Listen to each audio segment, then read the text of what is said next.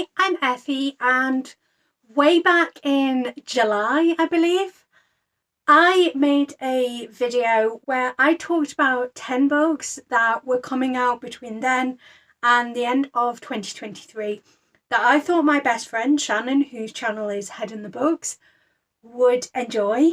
And then she made a video responding to me and picked out 3 of those books that she thought she would most enjoy, and we decided we were going to do a buddy read. So Shannon will be uploading a video to her channel, which I think should be going live at exactly the same time as this video. So this is going to be my video where I vlogged my experience of reading those 3 books. The 3 books were Mr. Magic by Kirsten White, New Adult by Timothy Janowski, and I Feed Her to the Beast and the Beast Is Me by Jameson Shea. I started this vlog when I was on holiday at the start of November, so this video is going to have a lot of like b-roll and kind of footage of my time away, so this will be a very clearly chaptered video. So if you want to skip through the b-roll, I also have some of Schwab's talk from Edinburgh in this video. Again, if you want to skip through that and just go to the bits where I talk about these books, completely valid. There will be chapters to this video, but I hope you enjoy.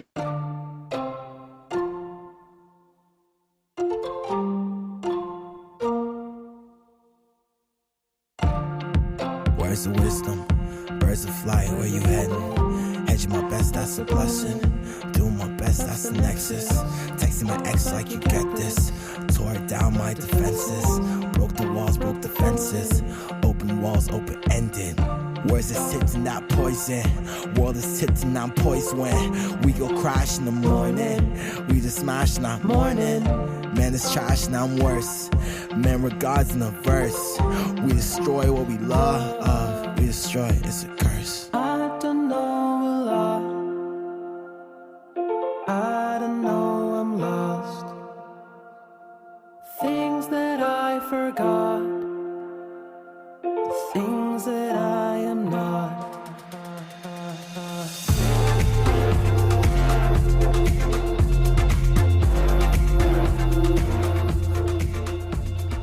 So I started Mr. Magic by Kirsten White the other day, and so far it's reading both better and worse than Hyde.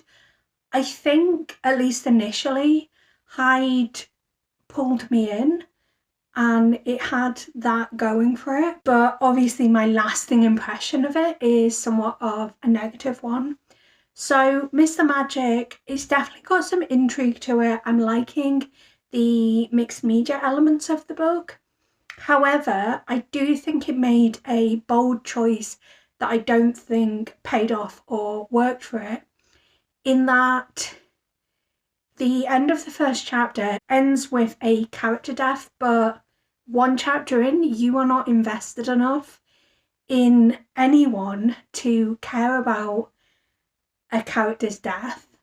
And also it was worded in a really strange way that I had to kind of flick back and go, were they saying this character was already dead? Have they just died? It didn't pay off as well as it could have. And the point that I'm currently at is the 2nd chapter, and we're now at that character's funeral. And again, I just don't care. Like, I'm not emotionally invested in this character having died to care to be at the funeral. I feel like maybe it's just being used as a kind of catalyst and the funeral will kind of be a side thing.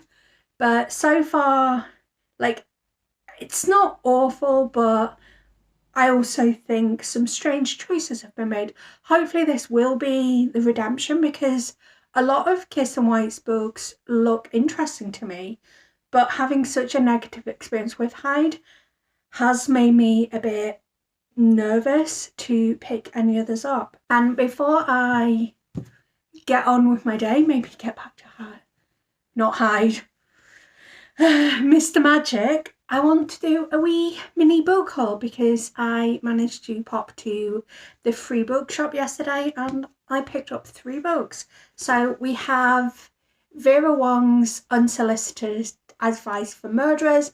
I've been really intrigued to pick this up, and I was just so excited when I saw it in the free bookshop. Also, it's like mid-level floppy, like it doesn't flop too much on its own, but you can feel how flexible it is. And then, oh, this one's a really floppy one. We've got How the One-Armed Sister Sweeps Her House.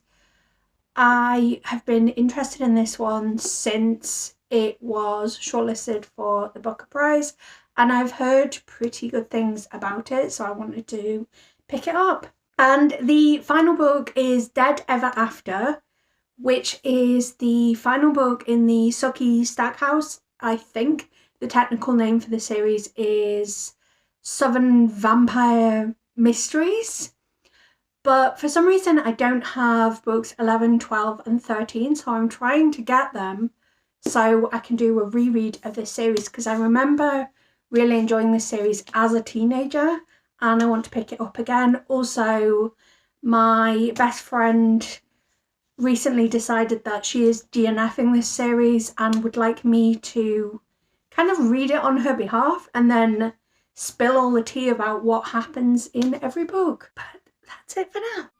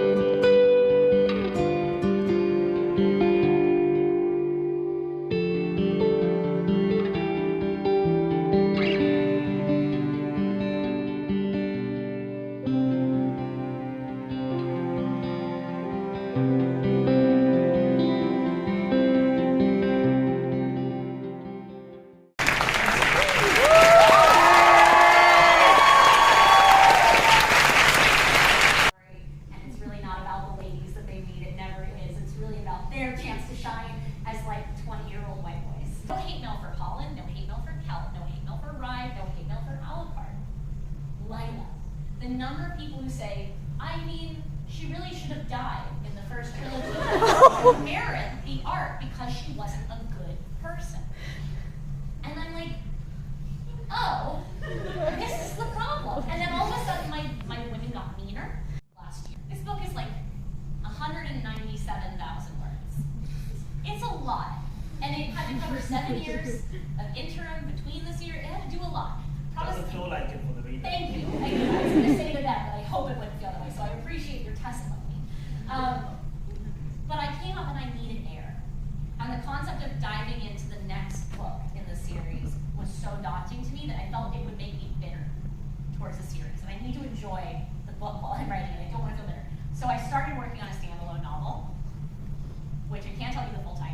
It's not toxic lesbian vampires, but I just think I got a tote bag. It says toxic lesbian vampires, and it's not my favorite thing. I think I'm just going to make a lot of merch. Its nickname is Bones. I can't say the full title, but it's the next book that we'll cut out. So Threads of Power 1, and then Bones, which is basically like the inverse Addie LaRue. It's meant to sit right next to Addie. It's a standalone. If Addie is a book about immortality and stubborn hope and defiant joy, Bones is a book about immortality and hunger and rage. It is about 3 lesbians over the course of 500 years and their lives and deaths and lives intertwining with each other. It is I think the reaction that has been building up since the hate mail about Lila Moore. And like the concept, and to be very frank, in the very beginning I didn't know that all 3 of them were going to be lesbians. I just really wanted to write a lesbian villain. And then I knew what people would say. Oh, you're conflating lesbianism and villain. People like, sure. But like, I was like, oh great, I'll just make all 3 of them lesbians. And then you can't accuse me of making the lesbian a villain, because the lesbians are across the board. And it ended up working on that. So that's my next book, Standalone. I'm finishing it right now. I'm very excited. I'm also a little freaked out, but it's fine. So, Threads of Power 1, Bones. No, it's real simple. Threads of Power 2, Victorious, which is the 3rd edition. Threads of Power 3. And then we don't need to go past that because it's going to take a few years. But yeah, I am doing a travel moratorium next year, which is the scariest thing in the entire world to me, but it's so that I can write at least 2.5 of those books and catch up. And then we'll be back here in 2025, and you'll be being like, where's Threads 2? And I'll be like, what do you want from me, Tega? I'm going to put this in my diary. I'm a monster. And the thing you have to understand is that a lot of how I work comes from anxiety. I'm the kind of writer who, if I don't have enough confidence in how much story I have, I love that you said make sure it has legs, because I usually make my ideas wait 6 months to a year after I have the initial spark. And people are like, oh no, but what if the spark wears off? Then it wasn't going to last for me writing it. Like, writing a book takes me anywhere from like 1 to 3 years. If the spark fades a week after that initial idea, it didn't have legs. I actually like to stress test the idea. To be like, will you sit and wait? Will you gain strength? Or will you diminish? And if you diminish, I don't have time for you. So once I have the idea and I know that I'm going to write it, I figure out every single thing about it.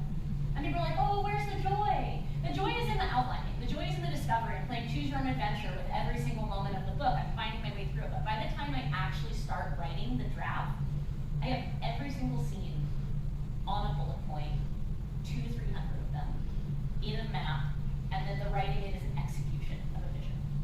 I do this because it's the only way I know how to find myself lost in the process and enjoying the process. Because otherwise I will have doubt in the back of my mind just chipping away at the entire thing. You don't have enough story, it's not exciting enough, it's not good enough, you don't know where it's going, it's gonna lag with all of those voices. Having a plan and then executing that plan is the way that I know to have enjoyment for it. Because then it gets to be minutia. Then each day I sit down with a chapter, with a scene, and that's the work for the day. And I can focus on making that moment, that scene, as wonderful as possible. And then I put it down, and the next day I pick up the next one. And I do that until I get to the very end of the book. I hope this question makes sense, because I know this, obviously magic doesn't work like this in your work, but I was wondering, what power would you see yourself having So, if you were in...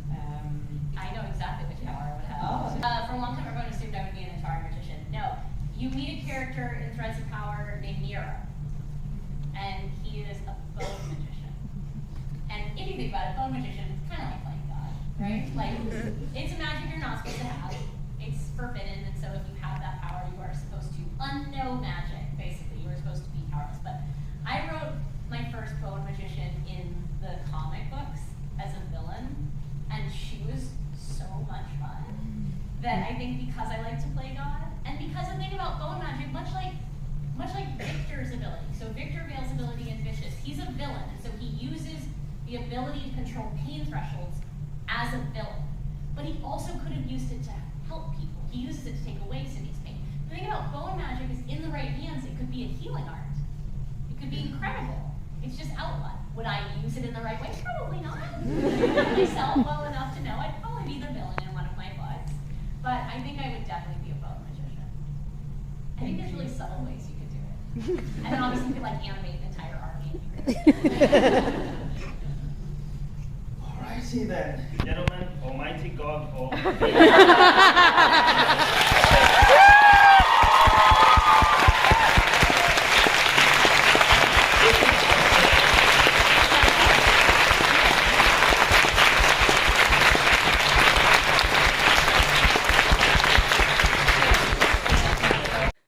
Just filming a wee clip. Apparently we've got a bonus B. Yes, that is how short I am.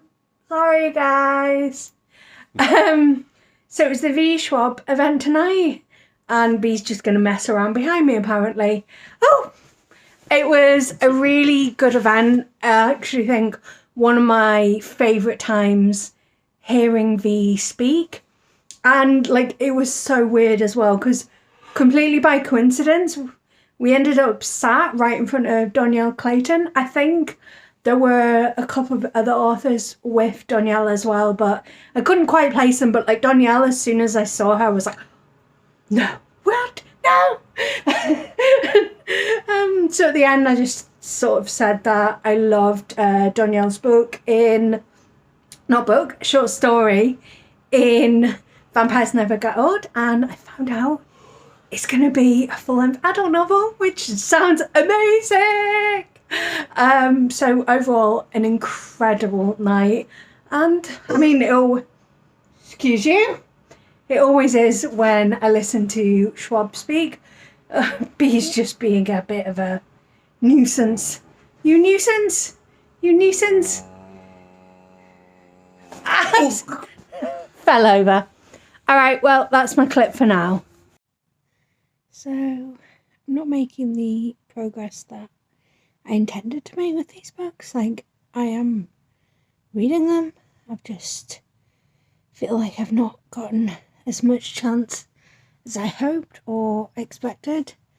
I am about 50 pages into Mr. Magic, and it's relatively intriguing, but also I feel like it didn't start as strongly as it could have. Like, there were definitely things that it could have done to increase the intrigue or just kind of thrust you a bit more into the action. I do like the mixed media aspects, but overall it's kind of deeply meh.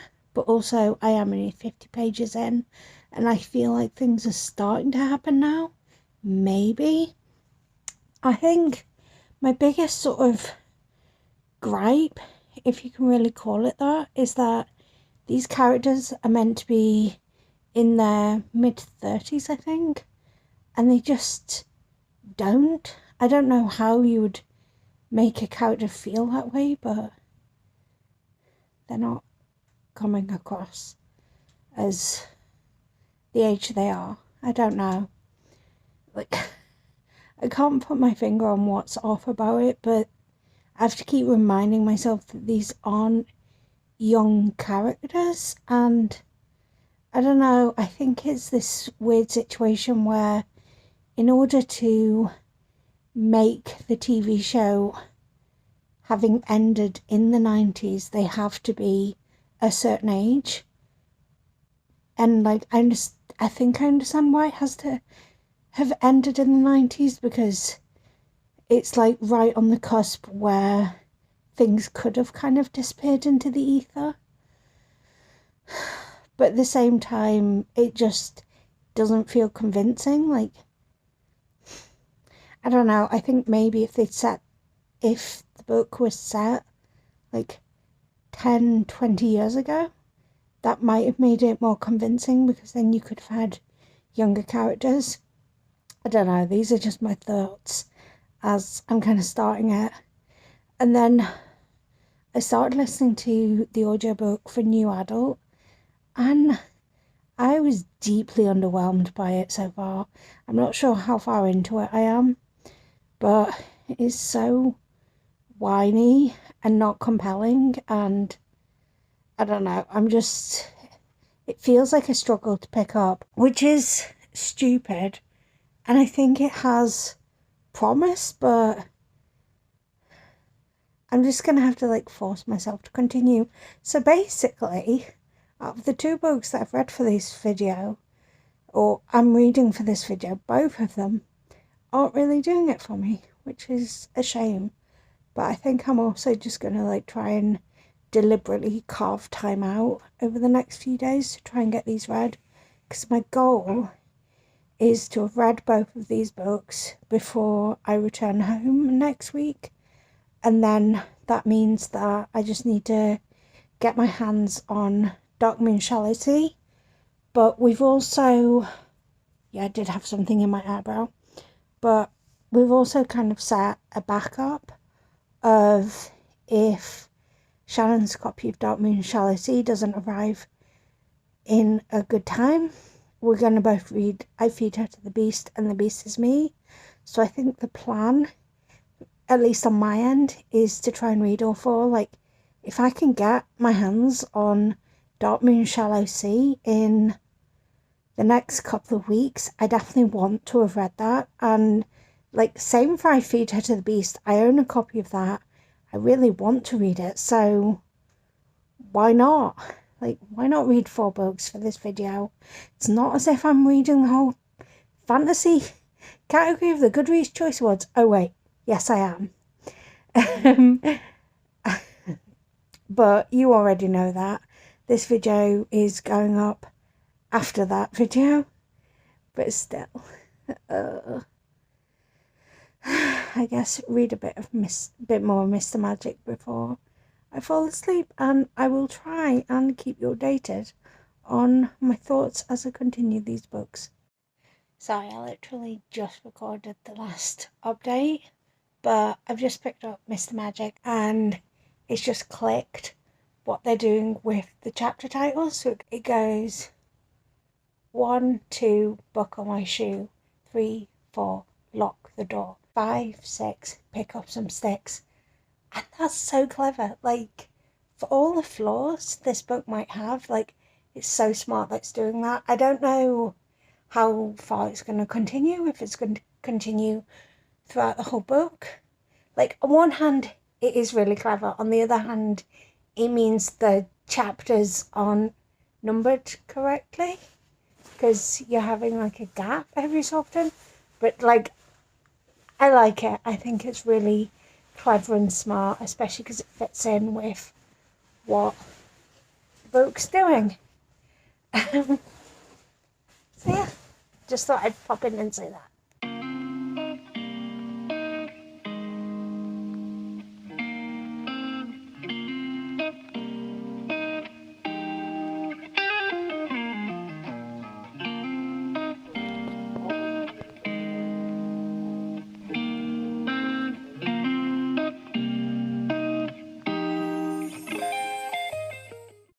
So I finished, what book was I reading? New Adult by Timothy Janofsky earlier today, and I mean, the ending was quite good, but I think overall it was trying to do too much. Like, it had too much going on and it didn't really shine through. I think I also wanted a bit more of the romance. Like, I get Friends to Lovers as a romance genre, but it's, you know, when you read a book and you go, maybe this trope doesn't actually work for me, because the difficulty I found with this book is that there's already an established connection, and like, you don't need to build up their relationship. It's like a short code, like, oh yeah, they've already got an established relationship. But the problem is, I felt like I was missing all of the yearning. I wanted to see the build up, and I don't know how the book could have done that better, but I was looking for more romance from this book. I think I don't know, it's really hard, and I think I need to rewatch 30 Going on 30 to try and kind of compare the two, because I don't know, like, the main character in New Adult just felt really kind of nasty, and like, it was like teaching him a lesson, but like, I don't know. I don't really know. Maybe I can get my thoughts together better later, but overall, I was actually disappointed. Like, it was okay in the end, but for most of the book I was just kind of trudging through it, which is not what I expected, if I'm honest. Raindrop on the blacktop, heart stop, feeling like a robot. Swipe left, scroll down, same chick, but you're living in a new town. Am I the issue? I'm the original. Cute face, but you got no taste. Wouldn't trade it. On the train heading back now. It's gone really quickly. Hi B. And yeah, so I managed to finish New Adult whilst I was away, which wasn't hard, it was an audiobook. I'm about 100 pages into Mr. Magic. Things are starting to happen, but it feels a bit slow. I took the plunge and bought Dark Moon Shallow Sea on Kindle. I was contemplating getting it physically, but like it's twice the price to get physically. Sorry. And it's like really difficult to get in the UK because I think there's only a US publisher, and I think there's a small publisher as well. And then obviously I've got I Feed Her to the Beast and the Beast is Me. I've got a copy of that at home. So I guess I will update. Like I'm not loving Mr. Magic, but like it's got some intrigue to it. I thought the cameo of some of the characters from Hyde was a bit corny, but beyond that, like, it's okay. I'm hoping it picks up a bit, and it is starting to pick up a little bit now. Well, I thought I was going home today, but trains will do what trains will do. So I guess I'm having a surprise overnight with my parents.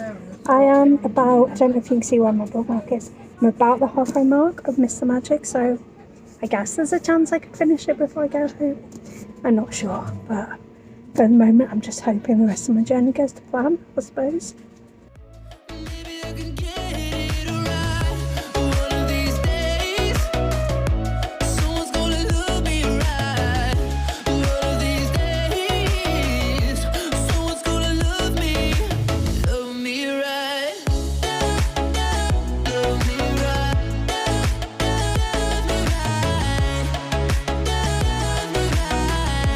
Someone's gonna love me right. Someone's gonna love me right.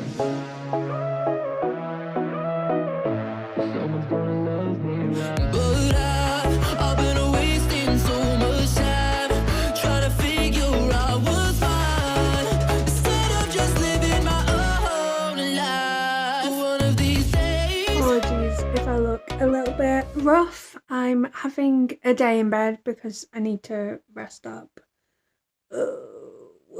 Words are hard.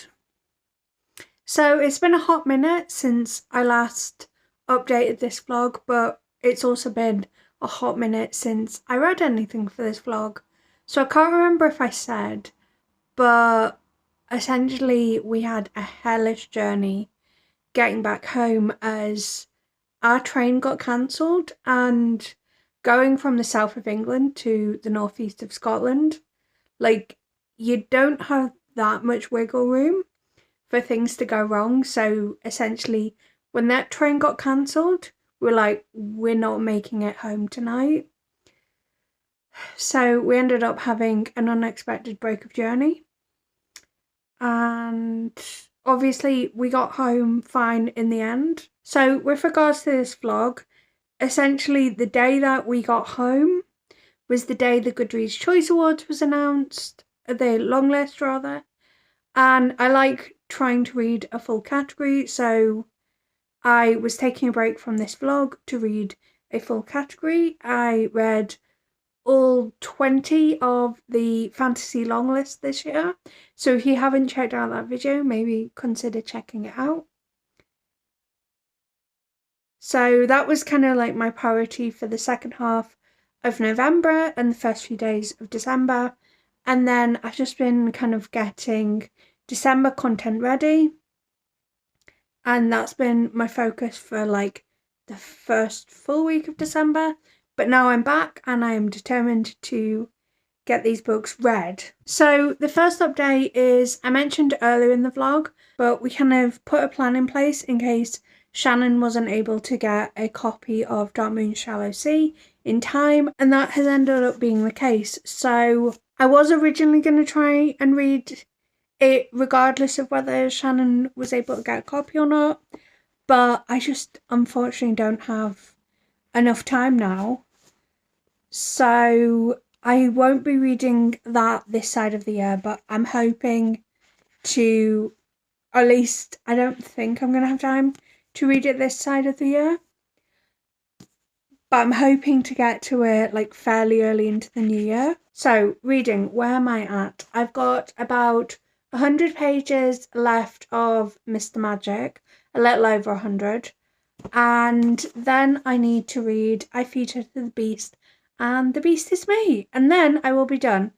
But that's like 450 pages total. So like a fair bit. Also, 13 Going on 30 is available on Amazon Prime at the moment. So I plan on reading that because I know when I read New Adult, I wanted to be able to compare it to the film because there were some thematic things that I was interested in seeing if it was a common thread, if that makes sense. But generally, my plan for today is to rest in bed because one of my ankles has swollen up. So I am basically on a kind of forced rest day and making myself put my feet up today. The level of hard time I'm having with this book is unreal. I just don't want to pick it up. It's not delivering what I hoped. I mean, I think now possibly it's starting to deliver. Like there was a random sort of body horror scene that reminded me of a particular scene from the First Kill TV show that turned my stomach, and this scene did that. And it kind of came out of nowhere. Like, I'm not opposed to that. I want this to be more horrifying.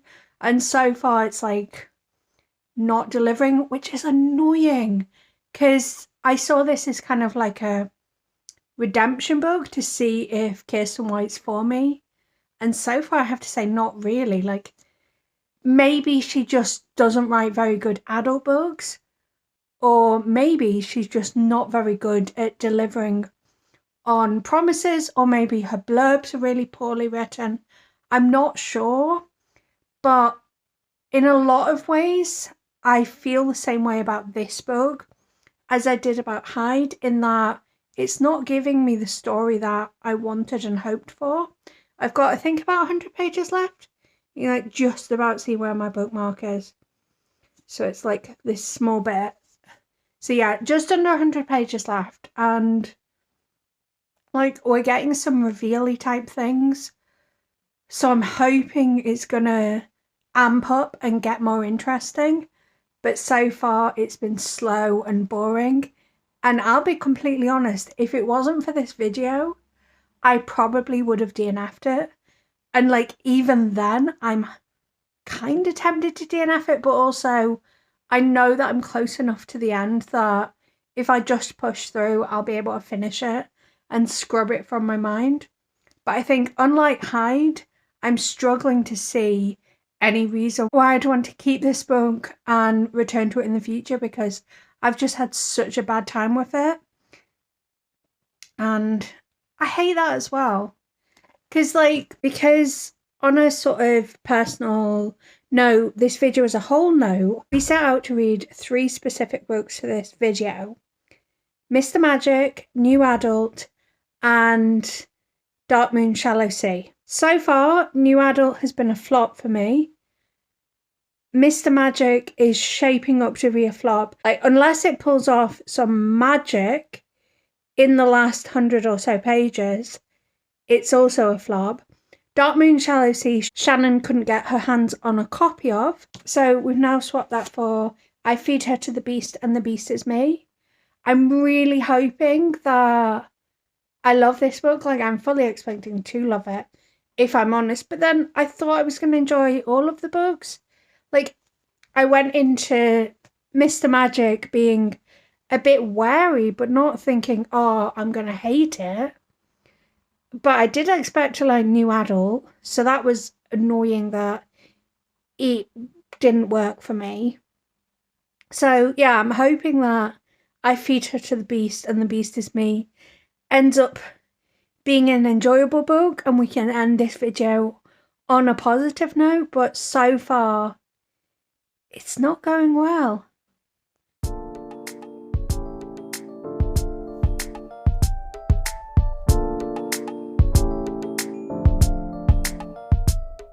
Ugh.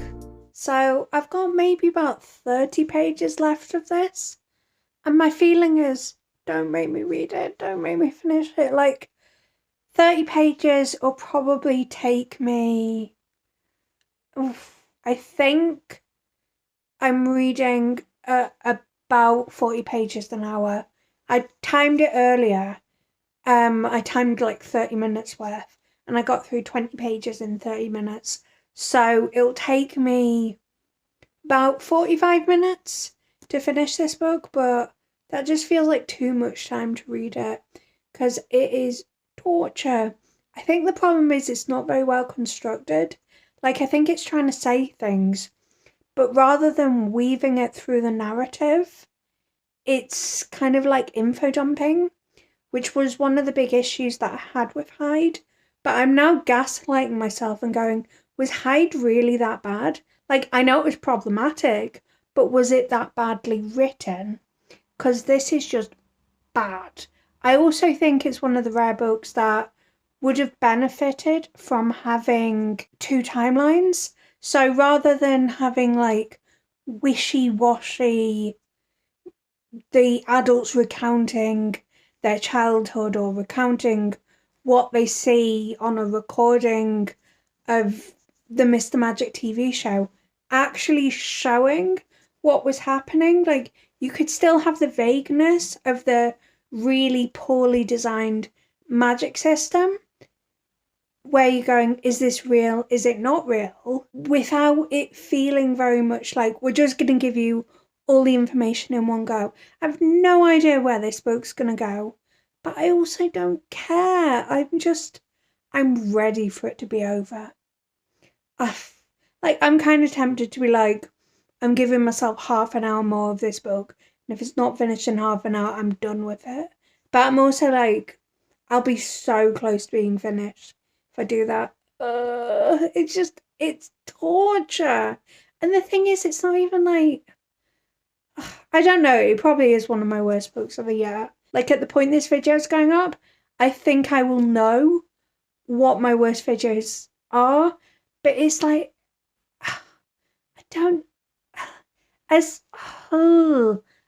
I'm struggling to put forward what isn't working about this book, but then I feel like if you piece together all of my clips talking about it, you probably get a whole picture of, okay, it's like lots of little things adding up to a really awful experience. But the good news is I am so close to being done with it, and then I can put it out of my mind forever, and I'm probably going to immediately unhaul this because I just don't see anything redeemable about this book.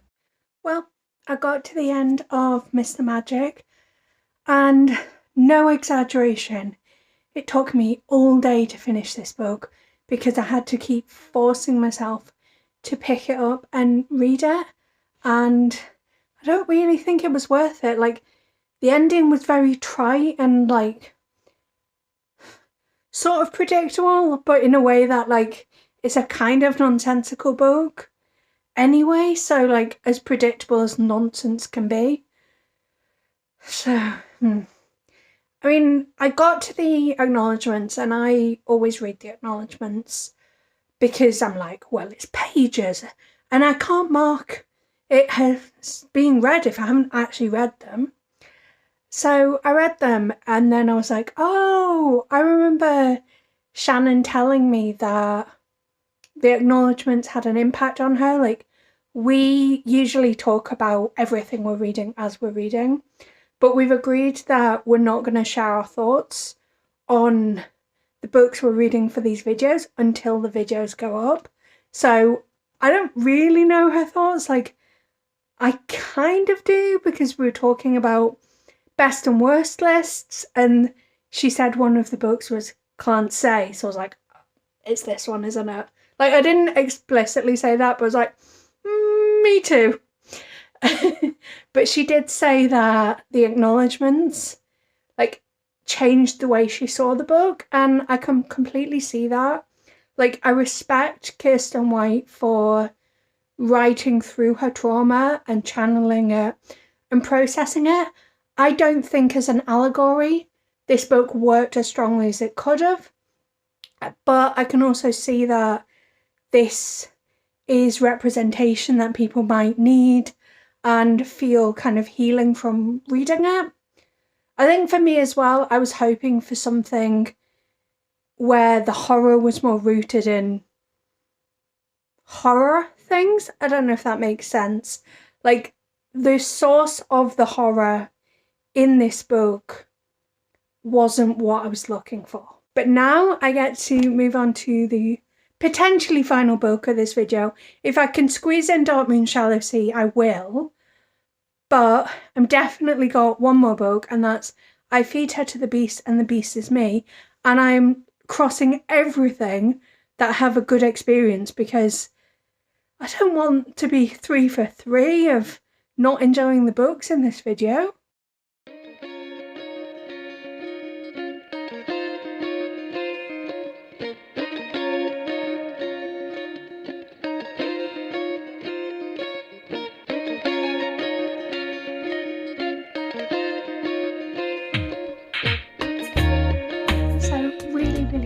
Popping in, because I started I Feed Her to the Beast and the Beast is Me, and you'd think at my age I wouldn't kind of get so happy to have representation in books. Like, obviously we know the main character's black, like the whole kind of premise of the story is that she's a black ballerina and facing prejudice, but she's also queer, and like it's a little thing, but it's a big thing, if that makes sense. And it makes me like really happy that that's the case. And I was like, oh, I should double check the blurb. Maybe it was part of the selling points for me. But no, it doesn't seem to say that it's I mean, I'm not sure if the character's sapphic or bi or some other flavour of queer, but she's just mentioned an ex-girlfriend, so obviously she's at least a little bit queer. And I don't know, it just makes me happy to see, even now when a lot of what I read is queer. But yay. I guess first of all, sorry for the dreary lighting. Scottish winter. So I have about 100 pages left. It looks like more than 100 pages, but it's pretty much 100 pages left of I Feed Her to the Beast and the Beast is Me. I think this is one of those books that is going to be more enjoyable second time around, because I went in with completely wrong expectations for what this story would be. Like, I was looking for more visceral, more like murderous, and it's a lot about the ballet and, you know, discussions about classism and racism, which are very valid things, but I was looking for something a bit more like visceral, angry women's wrongs, I guess. And I'm not saying that isn't in this book, but it isn't quite what I expected.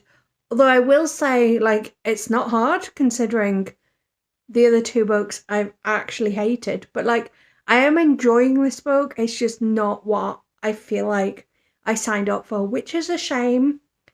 But I'm very excited to see where it goes as well. Especially because I've, like, slightly spoiled myself. Not in, like, any real way, but there's something at the back that I was looking for an author bio and saw this thing instead, and I was like, oh, interesting. So yeah, that's not many thoughts, very empty-headed, but I'm gonna try and finish this today. Excuse the dressing gown. It's winter. It's cold. I am dressed. I just have a dressing gown on for warmth. So I apparently have a crazy curl here. What is with my hair? Sorry, got distracted there. So I finished I Feed Her to the Beast and the Beast is Me. And I think what I was missing was like the full like snap into viciousness, but I feel like Laure, because I don't know, like my brain can't compute how to say her name. Like she's French and her full name's Laurence, but I don't know how you'd say like Laure. Is it Laure? Laurie? I'm not sure. I probably should try and find the audiobook so I can find out how to say her name. But anyway, I feel like when we were getting to the end of the book, we were starting to see that darkness and the way that she was just kind of giving into it and just doing kind of what she wanted. I thought there was like some interesting things that happened and some things that surprised me within the book, and definitely like it's not hard for it to be my favourite book of this vlog, but definitely my favourite book of this vlog. I'm also interested to read the author's next book, which I think is out next summer, and I will be eagerly anticipating that. Was this book an all-time favourite? Probably not, but I think part of that, and I think I said this earlier in the vlog, was that I went into this book with completely the wrong expectations. I thought this book was going to be something different than it was. And I guess part of the issues I had with this book are the kind of issues that sometimes happen with first book in a series, in that it's spending a lot of time building up things that will have payoff as the series progresses. I don't know if it's a duology or longer than that, but that's possibly where it is. But I did like that she was vicious, unapologetic. She knew what she wanted and she was going to do whatever it took to get what she wanted. And all of that really worked for me. I just wanted more. And I think we saw a little bit of that, and I'm expecting to see more of that. But I also think that, like, I get why the title is what the title is, and there was a really cool I don't know if it's actually a term, but oh gosh, what channel was it? I can't remember. There used to be a YouTube channel that would like critique things. Was it Cinema Sins? And whenever there was a moment in the movie where they said the movie's title, they said they called it roll credits.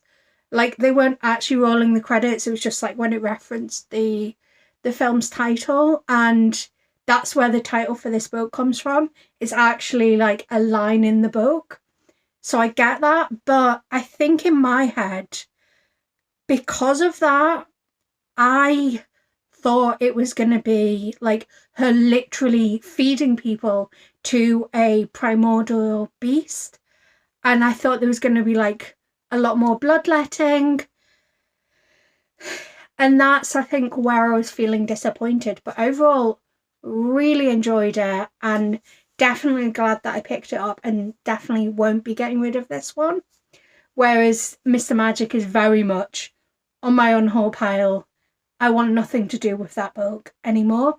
And New Adult I listened on Everand/Scribd, so I never owned a copy anyway, but not really interested in it. Speaking of New Adult, actually, I started watching and then didn't finish because I wasn't quite in the right mood for, but I started watching 13 Going on 30, and I think some of my issues that I had with the book, I was like, oh well, maybe that's just in fitting with the movie, but no, like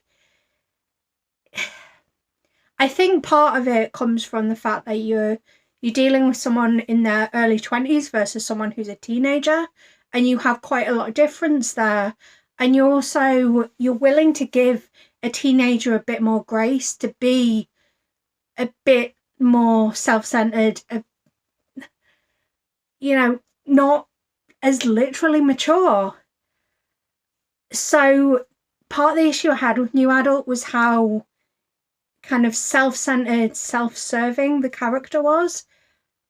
And I don't think the main character in 13 Going on 30 is anywhere near as nasty to that extent. Like, I get the feeling like she wants to fit in, but that's like the extent of it. Whereas in New Adult, the main character is like, well, I want this thing. I don't care about anyone else. I'm going to put myself first. And like, I get entertainment's cutthroat, but like, it was savage. And also the blurb. So this is like near the start of the book. So like, light spoiler for it, but also, you know, it is like right at the start. So the blurb made it sound like he skipped his sister's wedding to get this opportunity and like stood up his best friend / crush. But no, he was literally at his sister's wedding and was like, oh, I'm just going to bounce. And that's a completely different situation. Like, oh, I don't know. It didn't work for me. So overall, I didn't really have the best of experience with these books. It's a shame because I feel like maybe not so much Mr. Magic, but for I Feed Her to the Beast and the Beast is Me and New Adult, all the markers were there of books that theoretically I should have loved. And to be fair, I didn't dislike I Feed Her the Beast and the Beast is Me. I just think that it didn't go quite far enough. But again, that could be because it's the first book in a series. Also, I mean, I think part of the issue was my interpretation of what the synopsis meant for the story. So yeah, of the 3 books, 2 of them I really didn't enjoy. Like, they were a struggle to read. And one of them, I would say probably, if I was rating, would come out maybe like a 3.75, a 4 star. So like a pretty decent read, but not a perfect read. I am so interested to see Shannon's thoughts because we've been so good at not telling each other what we thought about these books. So I'm just really excited to see what she says. But that was my vlog. I hope you enjoyed. Let me know if you've read any of these books, what you thought of them. Do not forget to subscribe to Shannon's channel. Just a reminder, her channel is Head in the Books. And until tomorrow, love you. Bye.